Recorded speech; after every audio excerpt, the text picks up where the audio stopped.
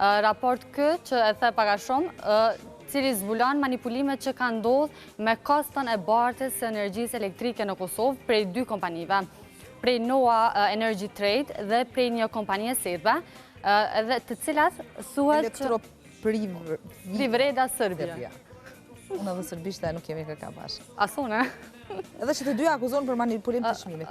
Po, për shkak që sipas raportit këto të dyja kanë bashkëpunuar me njëra tjetrën nëpër ankandet e Sikaos, e cila është me bazë në Podgoricë për gjatë vitit 2025.